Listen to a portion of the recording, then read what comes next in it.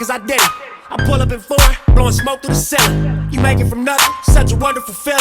My clothes expensive, my hoes are pimpin'. My cars go fast, my pockets is fat. I take your bitch and we go shopping in Saks. I'm a pop. Et salut, bonsoir, bonjour. Bienvenue à bord de la MT-09 Tracer, température extérieure estivale de 24 degrés. Je dis estivale parce qu'on est fin septembre, début octobre. Et pour Lyon, c'est pas mal quand même. J'avais lancé en juillet un petit post sur Facebook qui était le suivant. Quels sont les accessoires et équipements indispensables pour la moto? Alors, je vais vous dire pourquoi j'ai fait ce message. J'ai la société Banggood qui est venue retaper à la porte. J'avais déjà fait des vidéos en partenariat avec ce site. Et je me suis dit, bon, il faut qu'on trouve un truc sympa à faire. En gros, ils me donnaient libre accès sur le site à prendre ce que je voulais. Après, le tout, c'est de faire un truc assez sympa. C'est pour ça que j'ai lancé ce petit post sur Facebook. L'idée en faisant ce message Facebook, c'était de vous faire voir qu'il n'est pas nécessaire de dépenser des 1000 et des cents pour s'équiper ou pour prendre 2-3 trucs pour la moto qui, pour moi, waouh, qui pour moi sont, on va pas dire indispensables, mais voilà, c'est quelque chose qui peut vous dépanner. Alors j'ai des réponses sur la page qui sont revenues plusieurs fois, dont l'intercom.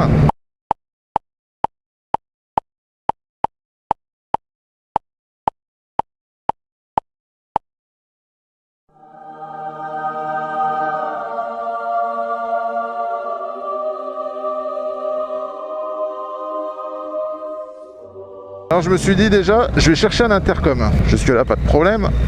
Sur le site de Banggood, il y en a 2-3. N'oubliez pas que Banggood, c'est un site chinois, donc on peut avoir des trucs pas trop mal et des trucs vraiment bad. J'ai eu souvenir d'avoir fait une petite sortie avec Ico, qui avait un intercom de ce style-là, un intercom made in China.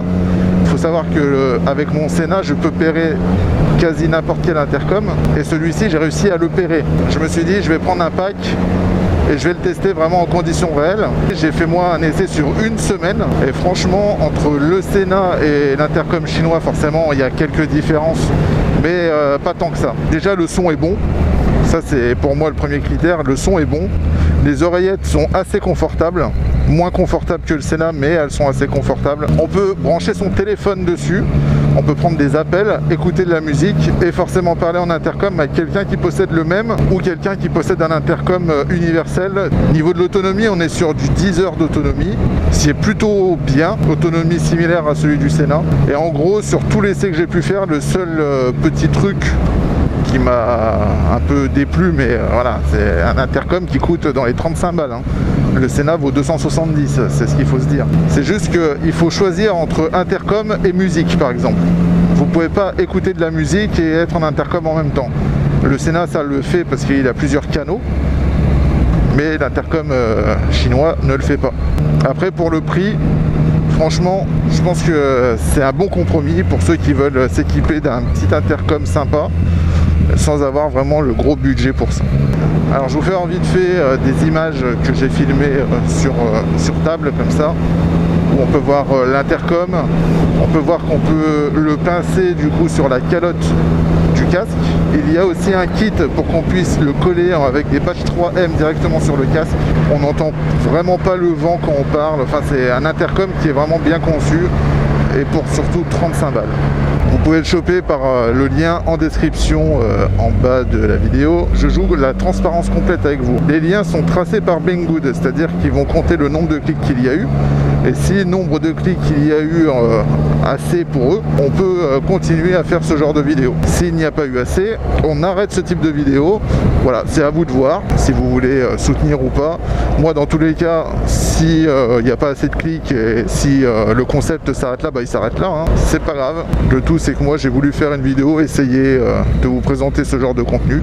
Et pour le reste, je vais m'arrêter dans un coin tranquille pour vous faire voir un peu.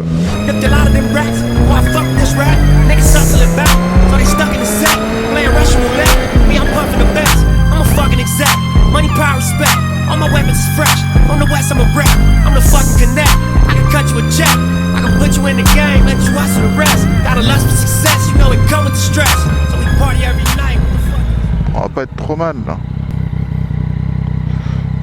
Là, que je vous fasse voir le reste.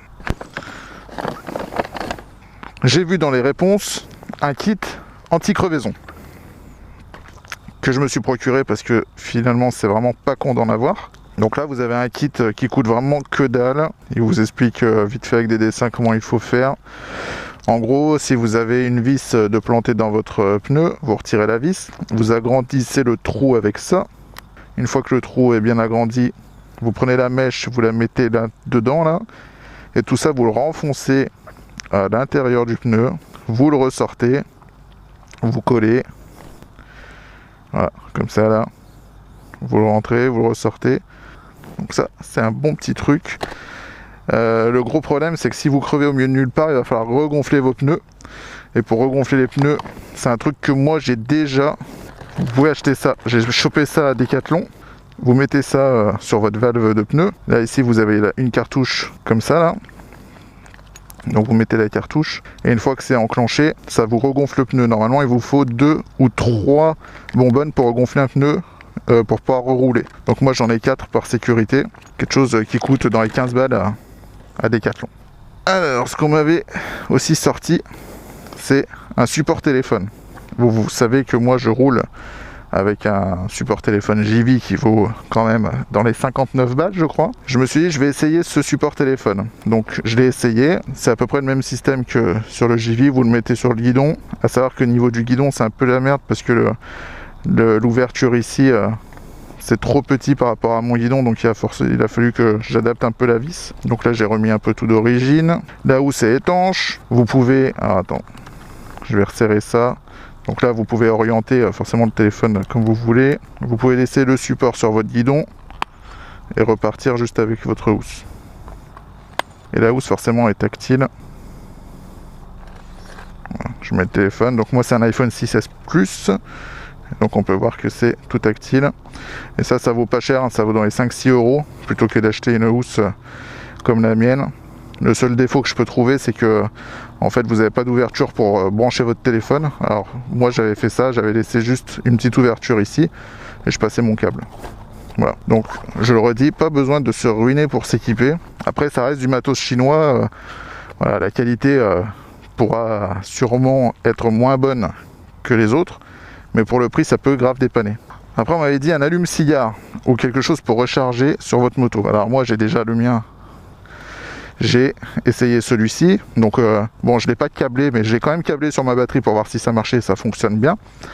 Voilà, un chargeur allume-cigare. Vous avez un fusible ici, au cas où, s'il y a un petit défaut électrique, le fusible va prendre et c'est pas votre moto qui va ramasser. Donc ça, c'est plutôt une bonne nouvelle.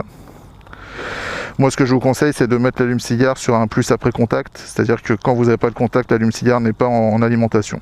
Donc moi, je sais que j'ai des fils derrière le compteur pour le faire, et ça existe sur d'autres motos, hein. Ou alors vous le branchez sur un phare, comme ça, vous êtes sûr que c'est après le contact qu'il fonctionnera.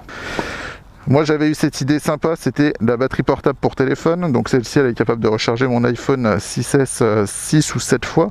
C'est une Xiaomi, c'est une des meilleures marques chinoises. Voilà, elle fait 20 000 mAh, 2 ports USB, vous rechargez ici, vous contrôlez l'état de la batterie avec des voyants ici. Voilà, ça vaut un peu plus cher, ça vaut dans les 25 balles. Par contre, comparé à des batteries de la même performance sur Amazon ou quoi que ce soit, c'est vraiment pas cher. Là, il y a ça. Je l'ai pris moi sur le site et j'en avais pas avant, et ça je vais le garder vraiment pour moi. Je l'ai pris quand je suis parti en Corse. C'est une trousse de premiers soins. Vous avez des compresses, vous avez 2-3 trucs pour retirer par exemple des écharpes, des ciseaux. Vous avez de quoi vous désinfecter. Vous avez des pansements, enfin vous avez pas mal de choses. Voilà.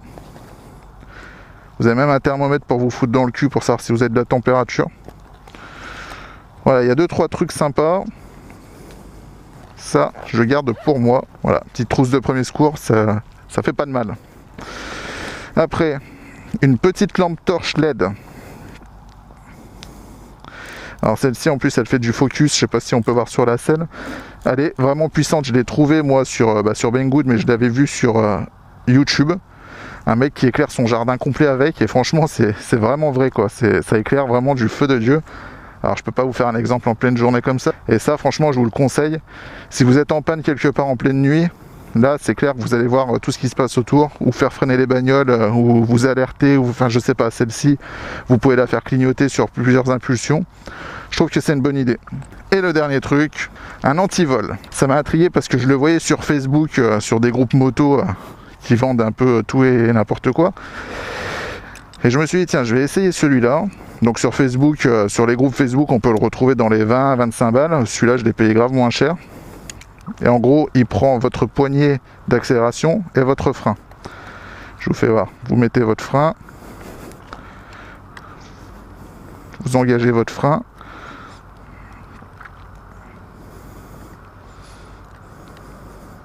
Là. Voilà. Votre moto, elle reste bloquée comme ça, donc frein avant serré, et vous ne pouvez plus bouger la bécane. Moi, je trouve l'idée sympa pour un antivol d'appoint. C'est-à-dire que quand je vais faire une course ou quoi, je le mets celui-là. À savoir que là, je pense que si on laisse le frein comme ça bloqué pendant un moment, je pense que ça peut ne pas être bon pour la bécane. Donc voilà, c'est pour moi un antivol d'appoint. Voilà ce que j'avais à vous faire voir. Donc forcément là-dedans, je vais pas tout garder parce que il y a des choses que j'ai pris juste pour la vidéo et il y a des choses que j'avais déjà, mais bon, je voulais voir un peu la qualité et savoir si on pouvait vraiment s'équiper pour des prix très raisonnables. S'il y a quelqu'un d'entre vous qui veut quelque chose, soit la housse, ou soit ça, ou soit l'allume-cigare, vous me dites, je vous les filerai parce que moi je vais pas en avoir besoin. De préférence des petits jeunes qui n'ont pas trop de thunes pour ça. C'est parti, j'ai les clés, ok. C'est reparti. Alors j'avais commandé aussi sur Banggood des clignotants parce que je voulais remplacer mes clignotants d'origine. J'ai reçu des clignotants, ils étaient couleur de mes jantes, donc je trouvais ça sympa d'avoir un petit rappel sur les clignotants. Et au final les LED n'éclairent pas des masses, c'est-à-dire qu'à 20-30 mètres tu vois même pas que mes clignotants clignotent. J'ai trouvé ça un peu dangereux, donc voilà, ça c'est vraiment de la merde. Ne l'achetez surtout pas. Je vous mets le lien dans la description. Vraiment pas acheter ce truc, c'est de la merde. Et pour revenir sur les crevaisons en moto, j'avais eu une autre idée, c'était de prendre un compresseur que l'on met sur un chargeur allume-cigare. Et puis une fois le pneu réparé avec les mèches, vous mettez le compresseur sur allume-cigare et vous gonflez vos pneus. Alors ce compresseur, je l'ai pris, mais avant de le brancher, je me suis dit tiens, je vais vérifier quelque chose. J'ai été sur les forums et le doute m'a été confirmé. Si je branche le compresseur sur ma moto, ça va me faire disjoncter un fusible. Au niveau de l'ampérage, c'est pas bon. Alors je l'ai gardé, je l'essaierai sûrement sur ma bagnole. Le but de la vidéo, c'est pas vous forcer à acheter ou quoi que ce soit, hein. Le but, c'est vraiment de vous faire voir un peu des produits, de tester un nouveau concept de vidéo. À vous de me dire si ça vous plaît ou pas. Surtout, je vous le rappelle, si les liens sont cliqués, Banggood voudra faire une version 2 sur peut-être un autre thème, j'en sais rien. Allez, je vous dis à bientôt pour une prochaine vidéo, à bientôt pour un prochain vlog, à bientôt pour une prochaine Daily Observation, à bientôt pour une prochaine vidéo tout simplement.